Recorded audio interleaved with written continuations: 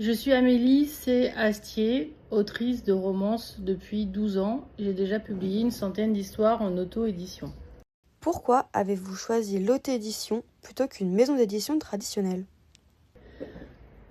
Pour plus de liberté éditoriale, c'est un choix par conviction. Peut-on se lancer dans l'auto-édition sans budget initial ou faut-il investir au départ? Si oui, quel est environ le montant nécessaire?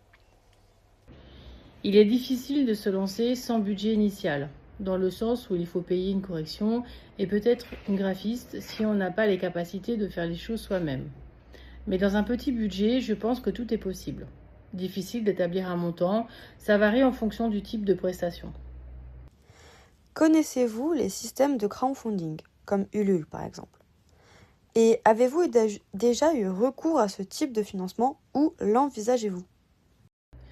Je n'ai jamais eu recours à Ulule et je l'envisage dans le futur si j'ai une idée de projet.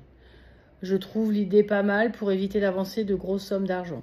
J'utilise sinon Amazon KDP parce que c'est le leader et que la plateforme possède le plus de visibilité. Diriez-vous que la vente de vos ouvrages est rentable? Ou avez-vous réussi à construire un public fidèle rapidement ou cela a-t-il pris plus de temps? Cela dépend des projets. Il est difficile de savoir à l'avance si un projet est rentable ou pas. Je pars du principe qu'il faut au minimum rembourser ses frais et parvenir à faire des bénéfices. Par chance, j'ai eu un public fidèle dès le début.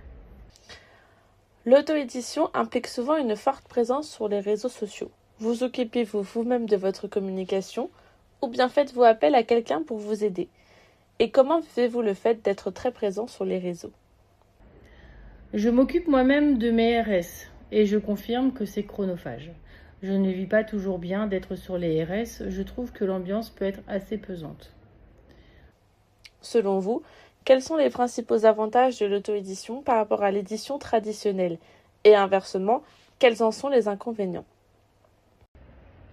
La liberté de projet pour l'auto-édition et la diffusion en librairie pour l'édition traditionnelle.